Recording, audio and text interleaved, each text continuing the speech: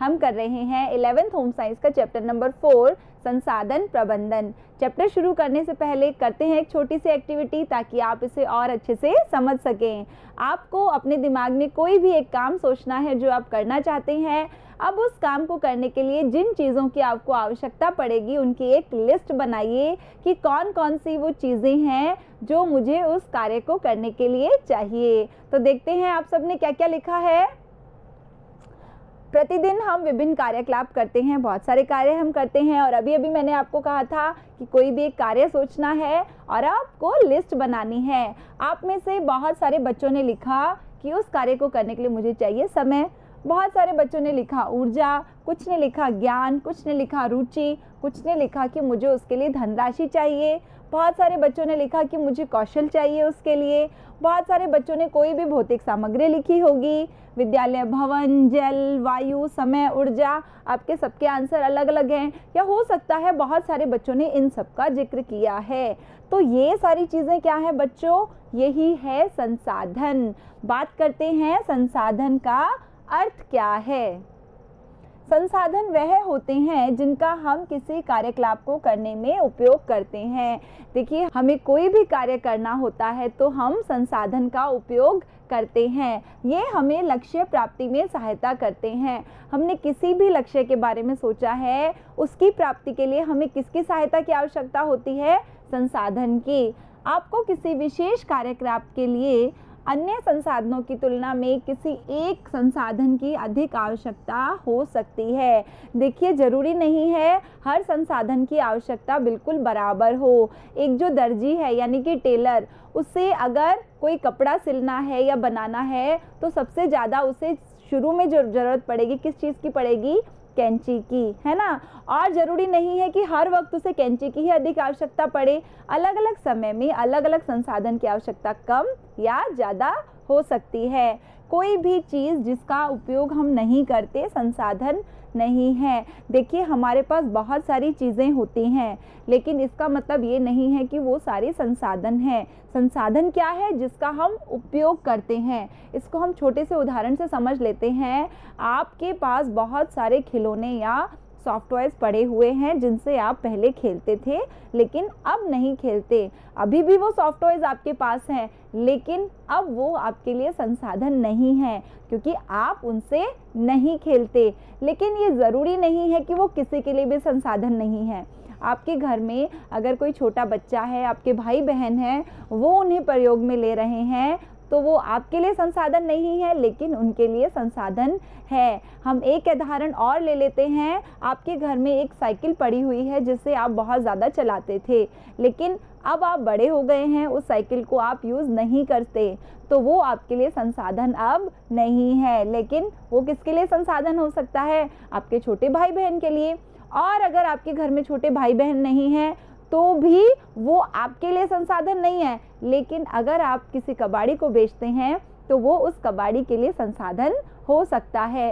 कहने का आशय ये है, जिस चीज़ का हम प्रयोग करते हैं केवल वही संसाधन होता है। अब हम बात करते हैं संसाधनों का वर्गीकरण, क्लासिफिकेशन ऑफ रिसोर्सेज, यानी कि संसाधनों को हम अलग अलग रूप से कैसे विभाजित करते हैं। इसमें सबसे पहले है मानव और गैर मानव संसाधन। दो तरह के होते हैं ये। उसके बाद है व्यक्तिगत और साझे संसाधन, इंडिविजुअल एंड शेयरिंग रिसोर्सेज। उसके बाद है प्राकृतिक और सामुदायिक संसाधन। हम इनकी बात एक एक करके करेंगे। सबसे पहले हम बात करेंगे मानव संसाधन कौन कौन से हैं और गैर मानव संसाधन कौन कौन से हैं। पहले हम इनके नाम जान लेते हैं, फिर हम इनकी डिटेल से चर्चा करेंगे। बच्चों, आप अपनी नोटबुक में लिख लीजिए क्योंकि आपसे पूछा जा सकता है कि संसाधन कितने प्रकार के होते हैं, मानव संसाधन कौन कौन से हैं, गैर मानव संसाधन कौन कौन से हैं, या आपको किसी संसाधन का नाम देके पूछा जा सकता है कि ये किस तरह का संसाधन है। तो मानव संसाधन में सबसे पहले आता है ज्ञान, अभिवृत्ति, कौशल, समय और ऊर्जा। देखिए, मानव संसाधन जो होते हैं ये वो संसाधन है जिनको आपको किसी से भी मांगने की ज़रूरत नहीं होती। ये आपके अंदर ही होते हैं, ये आपके व्यक्तिगत होते हैं, ये जो मानव संसाधन होते हैं। उदाहरण के लिए हम ज्ञान की बात करें, ज्ञान यानी कि नॉलेज, ये आपके पास होता है। किसी को किसी विषय का है, किसी को किसी विषय का है, लेकिन ऐसा नहीं है कि आपको किसी से मांगना पड़ता है इसको। या हम बात करें अभिवृत्ति यानी कि रुचि, कौशल यानी कि स्किल, समय यानी कि टाइम, ऊर्जा यानी कि एनर्जी। हम एक छोटा सा उदाहरण लेते हैं। आप किसी को ये नहीं कह सकते ये लो 20 रुपये और मुझे तुम अपनी ऊर्जा दे दो, या ये लो 100 रुपये तुम मुझे अपनी रुचि या इंटरेस्ट या अभिवृत्ति दे दो, है ना। ऐसा नहीं होता है, ये आपके पास होते हैं और आपको किसी से भी मांगने की ज़रूरत नहीं होती है और ना ही आप मांग सकते हैं। और अब हम बात करते हैं गैर मानव संसाधन की। गैर मानव संसाधन में सबसे पहले नंबर पे आता है धन, जो कि सबसे इम्पॉर्टेंट है, और उसके बाद है स्थान, उसके बाद है साध सामग्री और उपस्कर। बच्चों, उपस्कर से यहाँ आशय है उपकरण। तो आइए अब हम मानव संसाधनों की डिटेल से बात करते हैं। किसी भी कार्यकलाप को करने के लिए मानव संसाधन प्रमुख होते हैं, यानी कि हमारे पास अगर गैर मानव संसाधन है और मानव संसाधन नहीं है तो हम कोई कार्य नहीं कर सकते हैं। उदाहरण के लिए आपके पास बहुत सारा धन है, बहुत सारी वस्तुएं हैं, लेकिन आपको ज्ञान नहीं है, अगर आपको रुचि नहीं है, आपके पास समय नहीं है, आपके पास ऊर्जा नहीं है, तो आपके लिए वो गैर मानव संसाधन व्यर्थ हैं, किसी काम के नहीं हैं। ये साधन प्रशिक्षण और आत्मविकास के माध्यम से विकसित किए जा सकते हैं। देखिए, ये जो मानव संसाधन हैं, अगर हम ट्रेनिंग लें इनकी तो इन्हें विकसित किया जा सकता है। इसे हम एक उदाहरण से समझ लेते हैं कि किसी क्षेत्र कार्य के संबंध में ज्ञान अर्जित किया जा सकता है। यानी हमें अगर किसी चीज़ का ज्ञान नहीं है तो हम उसे अर्जित कर सकते हैं, कोई भी चीज़ हम सीख सकते हैं। कौशल का विकास किया जा सकता है ना। कौशल यानी कि स्किल, किसी चीज़ की ट्रेनिंग लेके हम अपने अंदर वो कौशल प्राप्त कर सकते हैं, जिससे हमारे रुझान को विकसित करने में सहायता मिलेगी। तो सबसे पहले हम बात करते हैं नॉलेज यानी कि ज्ञान। ये हमारा मानव संसाधन की बात चल रही है बच्चों। इस संसाधन का उपयोग व्यक्ति जीवन भर करता है। बिल्कुल सही बात है, हम जब तक जिंदा रहते हैं अपने ज्ञान का उपयोग करते हैं, क्योंकि बिना ज्ञान के एक मनुष्य को मूर्ख की संज्ञा दी जाती है। यह किसी भी कार्यकलाप को सफलतापूर्वक करने के लिए पहली आवश्यकता है। कोई भी कार्य करना हो, सबसे पहले हमें उसके लिए क्या आवश्यकता होगी? ज्ञान की। उदाहरण, एक रसोइये को खाना बनाने से पूर्व इस बात का ज्ञान होना चाहिए कि खाना कैसे बनाते हैं, लेकिन खाना बनाने से पहले भी उसे पता होना चाहिए ये जो कुकिंग गैस स्टोव है या चूल्हा है उसको कैसे जलाना है। उसे बहुत अच्छा खाना आता है लेकिन उसे यही नहीं पता गैस कैसे शुरू करना है, तो ये उसको सीखना पड़ेगा, उसी के बाद वो खाना बना सकता है।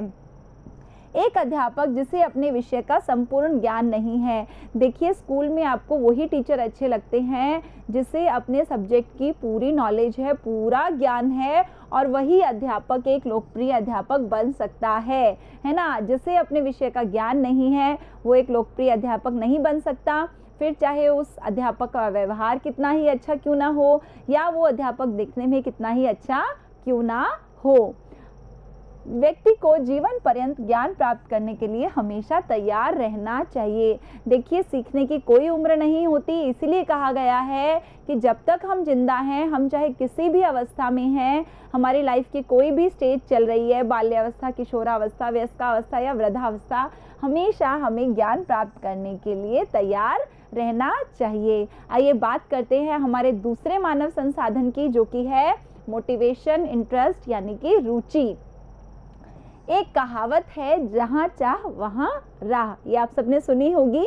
इसका आशय है कि किसी कार्य को करने के लिए कामगार को प्रेरित होना चाहिए। कामगार यानी कि जो कार्य करने वाला है उसको प्रेरित होना चाहिए और उसकी उस कार्य में रुचि होनी चाहिए। देखिए, बिना इंटरेस्ट के हम कुछ भी नहीं कर सकते हैं। अगर हमारी रुचि है तो हम मुश्किल से मुश्किल काम को भी आसानी से कर लेते हैं, और अगर हमारी रुचि नहीं है तो काम चाहे कितना भी आसान हो उसे हम नहीं कर सकते हैं। यदि एक विद्यार्थी अन्य संसाधन उपलब्ध होने पर भी किसी कार्य को सीखने का इच्छुक नहीं है तो वो बहाने बनाता रहेगा और कार्य को पूरा नहीं करेगा।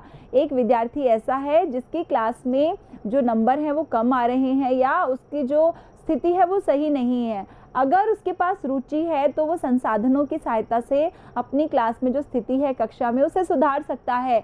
लेकिन अगर उसकी उस विषय में रुचि नहीं है तो चाहे उसके पास कितने ही संसाधन मौजूद हो, वो बहुत सारे बहाने बनाता रहेगा और अपने उस कार्य को पूरा नहीं कर पाएगा। इसे हम एक और उदाहरण से अच्छे से समझ सकते हैं। जैसे ही आपने 10th क्लास पास की तो आपको सब्जेक्ट का चुनाव करना था कि 11th में मुझे कौन से सब्जेक्ट लेने हैं। तो आप बच्चों ने क्या किया, आपका जिस सब्जेक्ट में इंटरेस्ट था आपने उसी को चुना। ऐसा नहीं है कि आपने सबने साइंस को चूज़ किया या कॉमर्स को। जिन बच्चों की कॉमर्स में रुचि थी उन्होंने कॉमर्स को चूज़ किया, जिन बच्चों की साइंस में रुचि थी उन्होंने साइंस को, और जिनकी आर्ट्स में रुचि थी उन्होंने आर्ट्स को चुना। ऐसा क्यों? क्योंकि बिना रुचि के किसी भी कार्य को करना बहुत ज़्यादा कठिन हो जाता है। हम अपनी प्रेरणा के अनुरूप नृत्य, पेंटिंग, कथा, साहित्य, पठन, कला, शिल्प और अन्य शौक पूरा करने के प्रयत्न करते हैं। यानी हमारे जितने भी शौक है हम उनको पूरा करने की कोशिश करते हैं। क्यों? हमारे इंटरेस्ट के कारण। फिर चाहे वो हमारा डांस हो, म्यूज़िक हो, पेंटिंग हो, सब बच्चों की अलग अलग रुचियाँ होती हैं और उसी के रुचि के अनुसार ही वो उनमें दक्षता प्राप्त करते हैं। देखिए बच्चों, आपके सामने एक पिक्चर है, इसमें सब बच्चे गार्डन में हैं, झूले भी हैं। इसमें से कुछ बच्चे बहुत खुश हैं, लेकिन कुछ बच्चे इसमें आपको उदास दिखाई दे रहे हैं। क्या कारण है इनकी उदासी का?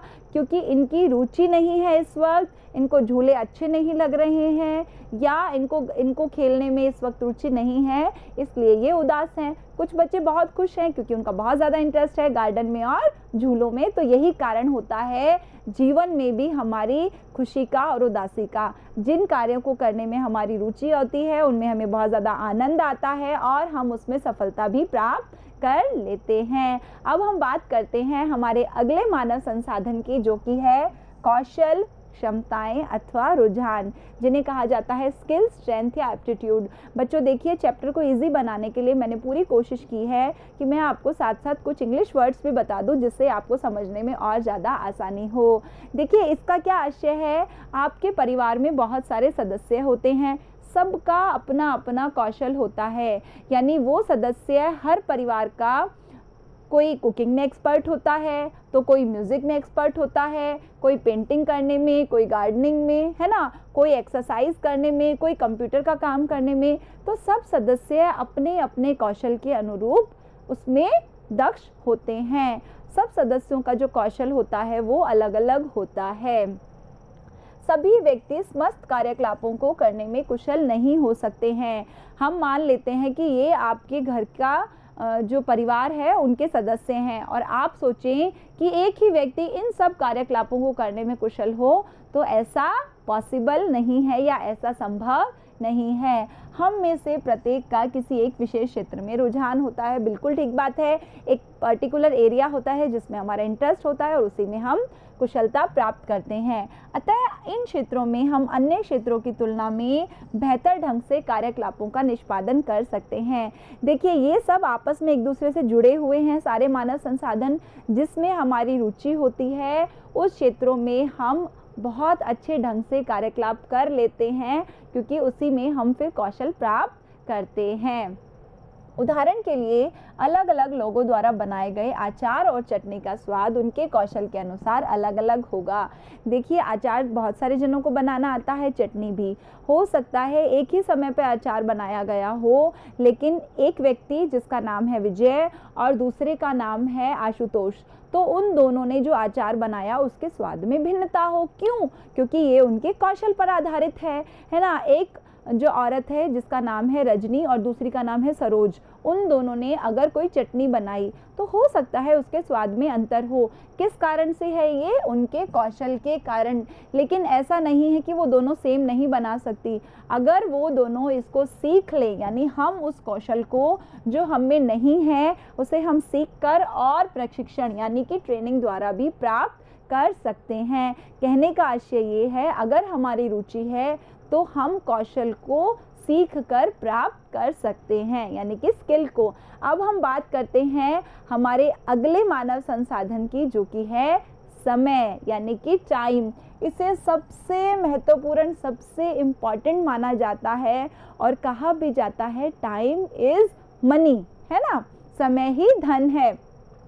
तो देखिए, सबके पास बच्चों 24 घंटे होते हैं, सही है। ऐसा तो नहीं है आप में से किसी के पास 25 है या किसी के पास 26 है या किसी के पास 22 है। समय सबके पास बराबर होता है। फ़र्क सिर्फ इतना होता है कि कुछ व्यक्ति अपनी कार्य योजना इस तरह से बनाते हैं कि वो पूरा दिन बिज़ी रहते हैं और कुछ व्यक्ति इससे बर्बाद करते रहते हैं और पूरा दिन ही फ्री रहते हैं, यानी कि बिल्कुल वेले बैठे रहते हैं। यह संसाधन सभी के लिए समान रूप से उपलब्ध होता है। सबके पास एक दिन में 24 घंटे होता है और प्रत्येक व्यक्ति इसे अपने तरीके से व्यतीत करता है या करती है। बीता हुआ समय कभी वापस नहीं आता है, ये बात बिल्कुल ठीक है। एक बार जो टाइम निकल गया वो वापस लौट के नहीं आता है, लेकिन अगर हम समय का उपयोग सही ढंग से नहीं करते तो हमारा बहुत मन करता है कि किसी तरह से ये जो घड़ी की सुई है ना पीछे चली जाए। ये कब होता है? जब आपके एग्ज़ाम्स होते हैं, आपने पूरा रिवीजन नहीं किया और आपको लगता है बस किसी तरह से मुझे 4 घंटे और मिल जाएं या मुझे किसी तरह से 2 दिन और मिल जाएं तो मैं ये सारा का सारा पढ़ लूँगा। ऐसा क्यों होता है कि आप समय को पीछे ले जाना चाहते हैं? क्योंकि आपने अगर समय का सही उपयोग नहीं किया है तब आप ऐसा करने की सोचते हैं। अतः यह एक सबसे बहुमूल्य संसाधन है। Time is money. विशेष अवधि में समय प्रबंधन करना। समय प्रबंधन का आशय है टाइम का मैनेजमेंट करना और लक्ष्य प्राप्त करना अत्यधिक महत्वपूर्ण है। देखिए बच्चों, हम जब टाइम टेबल बना के स्टडी करते हैं या अपनी डेली रूटीन का भी एक टाइम टेबल बनाते हैं तो जो हमारा जीवन है बहुत ज़्यादा आसान हो जाता है और जिस लक्ष्य की हम प्राप्ति करना चाहते हैं उसे प्राप्त करना और ज़्यादा आसान हो जाता है अगर हम समय का प्रबंधन करके कार्य करते हैं। तो हमें निरंतर योजना बनानी चाहिए और वांछित कार्यों को पूरा करने के लिए उपलब्ध समय का उपयोग करने में सक्षम होना चाहिए। हमारे पास जो टाइम है, अगर हमने योजना बना ली तो हम उस समय का भरपूर उपयोग कर सकते हैं। समय पर 3 आयामों की दृष्टि से विचार किया जा सकता है। देखिए जो समय है ना, इसके अभी हम 3 आयाम मैं आपको बताऊंगी कौन कौन से हैं। पहला है कार्य का समय, दूसरा है कार्य न करने का समय यानी जब हम कुछ भी नहीं करते, और तीसरा है विश्राम और खाली समय, हमारा रेस्ट करने का टाइम है ना। हमें अपने लक्ष्यों की प्राप्ति के लिए समय को इन 3 आयामों के बीच संतुलित रखना चाहिए। जिस व्यक्ति ने इन तीनों आयामों का बैलेंस यानी कि संतुलन सीख लिया है वो अपने किसी भी लक्ष्य को प्राप्त करने में सफल हो जाता है। जो व्यक्ति इन तीनों आयामों को संतुलित करना सीख जाता है फिर वो व्यक्ति शारीरिक रूप से भी स्वस्थ रहता है और भावात्मक रूप से भी वो व्यक्ति दृढ़ रहता है। यानी कि जो व्यक्ति अपना काम समय पर करता है, अपने जो काम है उनको टाइम टेबल के हिसाब से करता है, समय का मैनेजमेंट बना के चलता है, तो वो फिजिकली भी फिट रहता है। उसके सोचने समझने की शक्ति जो होती है यानी वो बौद्धिक रूप से भी सतर्क रहता है और भावात्मक रूप से यानी इमोशनली भी वो बहुत ज़्यादा स्ट्रांग रहता है। आपको उन प्रबलतम अवधियों के बारे में पता होना चाहिए जब आप सर्वोत्तम रूप से कार्य करने और अपने लक्ष्यों की प्राप्ति के लिए इस बहुमूल्य संसाधन का उपयोग करने में सक्षम होते हैं। इस बहुमूल्य संसाधन यानी कि टाइम का। और क्या है इसका आशय, क्या हुआ बच्चों? प्रबलतम अवधियाँ यानी कि पीक आवर्स, ऐसे घंटे जिनमें हमें पता होता है कि हम सबसे अच्छे रूप में कार्य कर सकते हैं।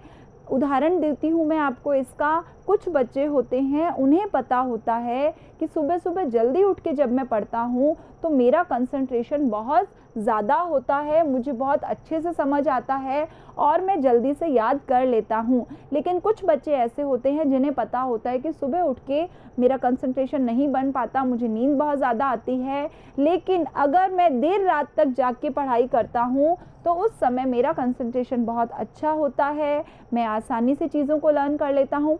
तो हमें पता होना चाहिए कि किस कार्य को हम किस समय पर अच्छे से कर सकते हैं और उस कार्य का अगर हमने अवलोकन कर लिया, उस प्रबलतम अवधि के बारे में हमने पता लगा लिया तो होता क्या है, हम अपने लक्ष्यों की प्राप्ति आसानी से कर लेते हैं। अब हम बात करते हैं हमारा अगला मानव संसाधन जो कि है ऊर्जा यानी कि एनर्जी। व्यक्तिगत वृद्धि और शारीरिक निष्पादन क्षमता को बनाए रखने के लिए ऊर्जा अनिवार्य है। हमने बात की थी वृद्धि और विकास की। वृद्धि जो है एक निश्चित सीमा तक ही होती है और विकास जिंदगी भर चलता है। तो देखिए जो हमारी वृद्धि होती है और हमारे शरीर की जो कार्य करने की क्षमता होती है उसके लिए एनर्जी यानी कि ऊर्जा बहुत ज़्यादा ज़रूरी है।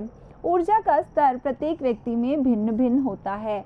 देखिए, ये जो एनर्जी का लेवल होता है, ऊर्जा का स्तर होता है, हर व्यक्ति में अलग अलग होता है। ऐसा नहीं है कि सब में ही बराबर होता है, क्योंकि जैसे हमने टाइम की बात की थी कि सबके पास 24 घंटे होते हैं, ऊर्जा नहीं है कि सब में बराबर होगी। देखिए, कोई व्यक्ति है, जैसे कोई छोटा बच्चा है, उसमें एनर्जी बहुत ज़्यादा होती है, फिर हम जैसे जैसे बड़े होते हैं उसमें कमी आ जाती है। वृद्धावस्था तक जब हम पहुँचते हैं तो अगर हम उस बच्चे से कंपैरिजन करते हैं वृद्धावस्था की, तो उस अवस्था में जो ऊर्जा होती है वो बिल्कुल कम हो जाती है उसका स्तर। और हम बात करें किशोरावस्था की, तो उसमें ऊर्जा का स्तर ना बहुत ज़्यादा होता है ना बहुत ज़्यादा कम होता है, बिल्कुल बैलेंस होता है। तो ये जो एनर्जी होती है किन किन कारकों के कारण भिन्न होती है? पहला है शारीरिक स्वास्थ्य। अगर एक व्यक्ति बिल्कुल स्वस्थ है तो उसमें ऊर्जा भरपूर होती है। अगर एक व्यक्ति बीमार है, कोई भी उसको बीमारी है, तो उसमें ऊर्जा का स्तर कम होता है। व्यक्ति की मानसिक स्थिति, अगर व्यक्ति तनाव में है, उसको कोई दुख है या निराशा है, तो भी उसका जो कार्य करने के लिए ऊर्जा चाहिए होती है उसके पास कम होती है। व्यक्तित्व यानी पर्सनैलिटी, हमने बात की थी इसकी, स्वयं को समझना के अंदर व्यक्तित्व क्या होता है। अगर आपने वो वीडियो नहीं देखा तो ज़रूर देखना। व्यक्तित्व हमारा जो सोचने का नज़रिया है, कई लोगों का जो व्यक्तित्व होता है वो हर चीज़ को एक सकारात्मक यानी कि पॉजिटिव वे में सोचते हैं, और कुछ व्यक्ति उसको नकारात्मक ढंग से सोचते हैं। तो जो सकारात्मक व्यक्तित्व वाले व्यक्ति होते हैं उनका ऊर्जा का स्तर हमेशा अच्छा होता है। आयु, जो मैंने अभी आपको एग्जाम्पल दिया था कि एक छोटे बच्चे में ऊर्जा बहुत ज़्यादा होती है, वहीं अगर हम वृद्धावस्था में हैं तो ऊर्जा काफ़ी कम होती है। पारिवारिक पृष्ठभूमि, देखिए फैमिली का भी ऊर्जा पर बहुत ज़्यादा असर पड़ता है। अगर हमारे परिवार का माहौल अच्छा है और हमारे परिवार में लड़ाई झगड़े कम हैं, एक स्वस्थ वातावरण है, तो ऊर्जा का भी स्तर अच्छा होगा। उसके बाद है रहन सहन, यानी कि आपका लाइफस्टाइल, आपकी जीवन शैली, आप कितने घंटे का विश्राम कर रहे हैं, कैसा भोजन ले रहे हैं, इन सब चीज़ों पे भी ऊर्जा का स्तर निर्भर करता है। इसे हम एक छोटे से एग्जाम्पल से और समझ लेते हैं। देखिए बच्चों, जब आप स्कूल में एंटर करते हैं सुबह सुबह, आप क्या होता है, आप पूरे भरपूर एनर्जी से स्कूल में एंटर करते हैं, है ना। तो जब आपने एंटर किया, आपका एनर्जी लेवल बिल्कुल हाई है ना। और फिर धीरे धीरे क्या होता है, वो हाई एनर्जी लेवल धीरे धीरे डाउन होने लगता है, क्योंकि आप मानसिक परिश्रम कर रहे होते हैं, अपनी क्लास अटेंड कर रहे होते हैं, और फिर इंटरवल तक आते आते वो काफ़ी डाउन हो जाता है। इंटरवल में जब आपको ब्रेक मिलता है, आप कुछ खाते हैं, अपने दोस्तों से बात करते हैं, इधर उधर घूमते हैं या कुछ भी, तो वो एनर्जी वापस, उसका जो स्तर होता है वापस ऊंचा हो जाता है ना। और फिर क्या होता है, धीरे धीरे छुट्टी आते आते वो स्तर बिल्कुल एकदम से गिर जाता है और फिर आप घर चले जाते हैं। तो कहने का आशय है, ऊर्जा का जो स्तर होता है वो हर समय एक जैसा नहीं होता है। ऊर्जा संरक्षण और इसके प्रभावी उपयोग के लिए व्यक्ति को कार्यकलाप के बारे में सावधानी पूर्वक विचार करना चाहिए। यानी कि आपको पता होता है कि सुबह सुबह जब हम स्कूल में एंटर किए हैं तो जो हमारी ऊर्जा है वो बहुत ज़्यादा अच्छी है। तो यही सोच विचार कर कि हमारी ऊर्जा का प्रभावी उपयोग कब किया जा सकता है, इसके बारे में हमें सावधानीपूर्वक विचार करना चाहिए और उसके लिए एक योजना बनानी चाहिए, ताकि कार्यों को हमारी एबिलिटी के हिसाब से यानी कि सक्षमता पूर्वक किया जा सके। हमें हर वक्त ऊर्जा की आवश्यकता होती है। देखिए, जब हम सो रहे होते हैं तब भी हमें ऊर्जा चाहिए होती है। अब आप सोचोगे सो रहे हैं उस टाइम एनर्जी की ज़रूरत क्यों है? क्योंकि उस वक्त हमारे शरीर का जो डाइजेस्टिव सिस्टम है वो अपना कार्य कर रहा होता है, तो उस कार्य के लिए भी ऊर्जा की आवश्यकता होती है। और देखिए, ये जो ऊर्जा का स्तर होता है वो समय और स्थिति पर भी निर्भर करता है। आप पूरा दिन थके हारे काम करके घर पर लौटें, आपके पास इतनी ऊर्जा नहीं है कि आप घर का और कार्य कर सकें शाम को जब आप लौटे हैं, और वहीं आपके दोस्त कहते हैं कि चलो थोड़ी देर घूम कर आते हैं, और आप में तुरंत एनर्जी आ जाती है घूमने के लिए। क्यों? क्योंकि वो आपकी रुचि से और आपके दिमाग से जुड़ा हुआ है, तो ये ऊर्जा का स्तर उससे भी जुड़ा हुआ होता है। अब हम बात करते हैं गैर मानव संसाधनों की। मानव संसाधन के अंतर्गत हमने कौन कौन से संसाधन पढ़े, उनको अपनी नोटबुक में ज़रूर नोट कर लीजिएगा। गैर मानव संसाधन के अंतर्गत पहला है धन यानी कि मनी, जो कि सबसे इम्पॉर्टेंट साधन है। आपको कोई बर्थडे पार्टी प्लान करनी है, आपको बुक्स खरीदनी है, आपको कहीं जाना है, आपको ये वीडियो देखनी है, उसके लिए भी फ़ोन चाहिए होगा। उसके लिए क्या चाहिए होगा? धन चाहिए होगा। हम सभी को इस संसाधन की आवश्यकता होती है, लेकिन यह संसाधन सभी में समान रूप से वितरित नहीं होता है। ये जो संसाधन है, आपको भी पता है, सबके पास समान रूप से नहीं होता है। किसी के पास तो यह संसाधन कम होता है और किसी के पास ज़्यादा होता है। कुछ फैमिलीज़ में लोग कम होते हैं लेकिन धन बहुत ज़्यादा होता है, और कुछ परिवारों में लोग ज़्यादा होते हैं लेकिन धन बहुत कम होता है। हमें यह याद रखना चाहिए कि धन एक सीमित संसाधन है, यानी कि ये हमारी आवश्यकताओं की तरह असीमित नहीं है। इसलिए आवश्यकताओं की पूर्ति करने के लिए हमें इसे विवेकपूर्ण ढंग से खर्च करना चाहिए। आपने देखा होगा, हमारे परिवार में धन का मैनेजमेंट करने के लिए बजट बनाया जाता है, प्लानिंग की जाती है कि कहाँ ज़्यादा खर्च करना है, कहाँ कम करना है, कहाँ बिल्कुल ही खर्च नहीं करना, और हमें भविष्य के लिए भी रखना है। ये क्यों ज़रूरी है? क्योंकि धन बिल्कुल सीमित संसाधन है। अब हम बात करते हैं भौतिक संसाधन की। देखिए, जो हमने गैर मानव संसाधन की बात की थी, उसमें हम इसे 2 श्रेणियों में विभक्त कर रहे हैं, धन और भौतिक संसाधन। हम अपने चारों तरफ जितनी भी वस्तुएं देखते हैं वो किसके अंतर्गत आती हैं? भौतिक संसाधन के अंतर्गत। अभी आप जिस भी कुर्सी पर बैठे हैं वो क्या है? भौतिक संसाधन। आप जिस स्क्रीन पर, कंप्यूटर, लैपटॉप, मोबाइल, जिस पर भी ये वीडियो देख रहे हैं वो क्या है? भौतिक संसाधन। आपके हाथ में जो नोटबुक है, जो पेन है, वो सब क्या है? भौतिक संसाधन हैं। हमें कार्यकलाप करने के लिए इन संसाधनों की आवश्यकता होती है। किसी भी कार्य को करने के लिए हमें ये सारे संसाधन चाहिए होते हैं। अब हम बात करते हैं जो हमारा दूसरा वर्गीकरण था। देखिए, हमने शुरू में वर्गीकरण किया था ना, पहला हमने किया था मानव संसाधन और गैर मानव संसाधन। उसके बाद हमने बात की थी व्यक्तिगत संसाधन और साझे संसाधन। तो अब हम बात कर रहे हैं व्यक्तिगत संसाधन की, यानी कि इंडिविजुअल रिसोर्सेज। ये वे संसाधन हैं जो व्यक्ति के पास केवल निजी उपयोग के लिए उपलब्ध होते हैं, यानी इन पर पूरी तरह से आपका हक होता है, ये आपके पर्सनल होते हैं, ये सिर्फ और सिर्फ आपके लिए होते हैं। ये मानव या गैर मानव भी हो सकते हैं। देखिए, हर संसाधन दूसरे संसाधन से जुड़ा हुआ है। ये जो व्यक्तिगत संसाधन है ये दोनों तरह के हो सकते हैं, मानव भी और गैर मानव, जिनकी अभी अभी हमने बात की थी। उदाहरण के लिए, आपका जो अपना कौशल है, जो आपकी नॉलेज है, आपका टाइम है, आपकी एनर्जी है, आपकी स्किल हैं, वो सब आपकी पर्सनल हैं, वो शेयरिंग में नहीं है, यानी कि वो किस में आएंगी? व्यक्तिगत संसाधन में। और अगर हम उधर बात करें तो ये सारी चीज़ें किस में आएंगी? मानव संसाधन में। अब हम बात करते हैं, आपका स्कूल बैग है, आपके कपड़े हैं, ये क्या है? गैर मानव संसाधन। और यहाँ बात करें तो ऐसा नहीं है कि वो स्कूल बैग पूरे मोहल्ले का है, कभी कोई लेके जा रहा है, कभी कोई, वो सिर्फ आपका है ना। आपके जो कपड़े हैं, ऐसा नहीं है कि परिवार के सभी सदस्य वही कपड़े पहन रहे हैं, वो आपके खुद के हैं। तो ये जो दोनों चीज़ें हैं वो क्या है? व्यक्तिगत संसाधन। जैसे अभी आप इस पिक्चर में एक घर देख रहे हैं, हो सकता है ये आप में से किसी का घर हो, या हो सकता है ये मेरा घर हो, लेकिन ये पॉसिबल नहीं है कि ये घर पूरे देश का हो या पूरे समाज का हो। तो ये क्या कहलाएगा? व्यक्तिगत संसाधन, यानी कि इंडिविजुअल रिसोर्स, है ना।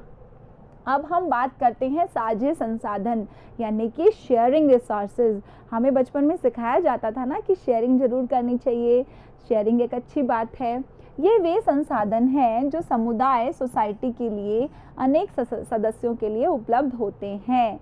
देखिए, जो हम सब के लिए उपलब्ध होते हैं उसे कहा जाता है साझे संसाधन। और ये जो साझे संसाधन हैं वो प्राकृतिक भी हो सकते हैं और समुदाय पर आधारित भी हो सकते हैं, क्योंकि आगे हम बात करेंगे प्राकृतिक संसाधन की, जो कि हमारा तीसरा वर्गीकरण था।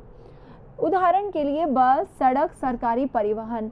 देखिए जो पब्लिक ट्रांसपोर्टेशन है, फिर चाहे उसमें रेल है या मेट्रो है, जो सुविधाएं हमें सरकार ने प्रदान की है वो हम सबके लिए है। ऐसा नहीं है कि उस पर किसी एक का हक है। जो सड़क है, जो सरकारी स्कूल हैं, वो हम सबके लिए है, तो उसे किसमें गिना जाता है? साझे संसाधन के अंतर्गत। बात करें हम प्राकृतिक संसाधनों की, तो उनमें ऐसे कौन से संसाधन हैं जो साझे हैं? जैसे कि पेड़ है, जल है, वायु है ना। ये समुद्र का एक किनारा है जो बीच है, ये मेरा व्यक्तिगत नहीं है, इसे हम सब यूज़ कर सकते हैं, तो ये किसके अंतर्गत आएगा? साझे संसाधन के अंतर्गत। अब हम बात करते हैं, हमारा जो तीसरा वर्गीकरण था, यानी कि प्राकृतिक और सामुदायिक संसाधन, नेचुरल एंड कम्युनिटी रिसोर्सेज।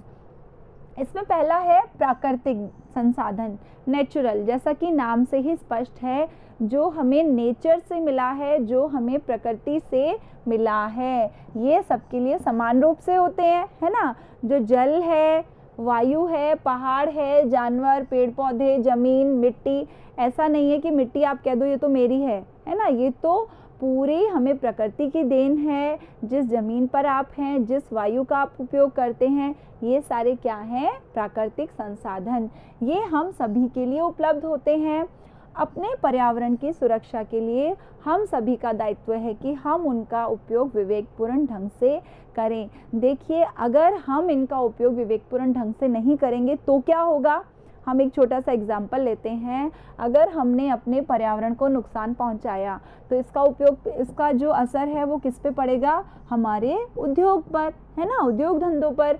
और अगर हमारे उद्योग धंधों पर इसका बुरा असर पड़ा तो इसका असर किस पे पड़ेगा? हम सबकी आय पर, यानी जो प्रति व्यक्ति आय है वो कम हो जाएगी। अगर आय कम हो जाएगी तो क्या होगा? परिवार की जो आर्थिक स्थिति है वो खराब हो जाएगी। जैसे ही परिवार की आर्थिक स्थिति खराब होगी तो क्या होगा? जो हमारे परिवार में बेरोजगारी आ जाएगी, पैसों की कमी हो जाएगी। उससे क्या होगा? देश की अर्थव्यवस्था बिगड़ा जाएगी, है ना। और देश की अर्थव्यवस्था बिगड़ जाएगी तो पूरे देश की हालत खराब हो जाएगी।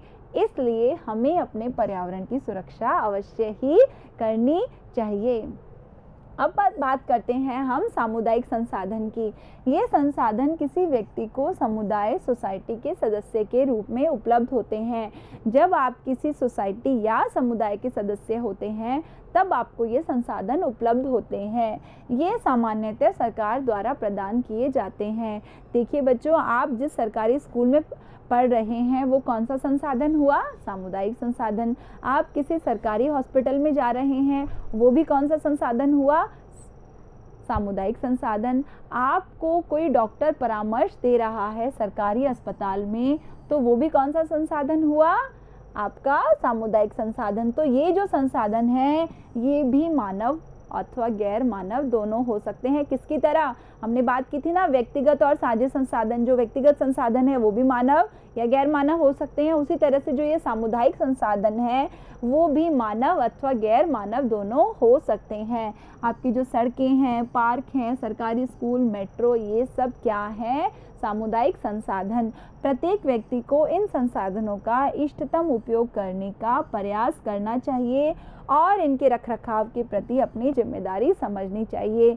देखिए बच्चों, जिस स्कूल में आप पढ़ रहे हैं आपको लगे कि अब ये स्कूल तो मेरा है, आपने उस चेयर को तोड़ दिया, उसकी दीवार को ख़राब कर दिया, लेकिन आपके जाने के बाद, यानी जब आपने वो अंतिम कक्षा उत्तीर्ण कर ली, उसके बाद जब अगले बच्चे उस कक्षा में आएंगे तो उनको बहुत ज़्यादा नुकसान होगा। उनका जो फर्नीचर आपने तोड़ दिया है, तो हमें पूरी कोशिश करनी चाहिए कि उन संसाधनों को हम इस तरह से उपयोग करें कि हमारे बाद अगर उनका कोई प्रयोग करे तो उन्हें दिक्कत नहीं हो। हम किसी पार्क में गए पिकनिक मनाने के लिए, हमने उस पार्क को जाते वक्त पूरा गंदा कर दिया। अब हमारे बाद जो आएगा उसे उस पार्क में केवल गंदगी ही नज़र आएगी। तो ये था हमारा संसाधनों का वर्गीकरण। एक छोटे से उदाहरण से हम संक्षेप में दोबारा समझ लेते हैं कि आज हमने किन किन संसाधनों की बात की। उदाहरण के लिए, अगर आपको चाय बनानी है तो सुबह सुबह आपको क्या चाहिए होगा चाय बनाने के लिए? सबसे पहले आपको चाहिए होगा टाइम। आपके पास टाइम भी होना चाहिए चाय बनाने के लिए। फिर आपको चाहिए होगी उसके लिए ऊर्जा। आप में इतनी ऊर्जा होनी चाहिए कि आप चाय बनाएं। आपको पता होना चाहिए कि चाय कैसे बनाते हैं, है ना? उसका आपके पास ज्ञान भी होना चाहिए और आपको चाय पीने का इंटरेस्ट भी तो होना चाहिए, आवश्यकता भी तो होनी चाहिए, वरना आप चाय किसके लिए बनाएंगे? तो ये सारे संसाधन कौन से हो गए? हमारे मानव संसाधन, है ना? और आपको चाय बनाने के लिए दूध की आवश्यकता पड़ेगी, है ना? ये हमारा कौन सा संसाधन है? भौतिक संसाधन। दूध खरीदने के लिए आपको धन की आवश्यकता पड़ेगी। ये जो धन है ये हमारा क्या है? गैर मानव संसाधन। और आपको किसकी आवश्यकता पड़ेगी? चाय पत्ती की, चीनी की। तो ये सारी चीज़ें वो क्या हो जाएंगी? ये हमारी भौतिक संसाधन के अंतर्गत आ जाएंगी। आपको उसके लिए जल चाहिए होगा, वो क्या है? एक प्राकृतिक संसाधन। तो ये सारे संसाधन एक दूसरे से जुड़े हुए हैं। फिर चाहे वो मानव है या गैर मानव संसाधन है, प्राकृतिक है या फिर सामुदायिक है, व्यक्तिगत है या फिर साझा संसाधन है। और ये सारी चीज़ें जो आपके किचन में पड़ी हैं वो क्या है? एक व्यक्तिगत संसाधन है। तो ये बात थी संसाधनों की, वर्गीकरण की। अगले वीडियो में हम बात करेंगे संसाधन की विशेषताएं क्या क्या हैं और संसाधनों का प्रबंधन कैसे किया जाता है। तो मिलते हैं अगले वीडियो में, तब तक के लिए धन्यवाद।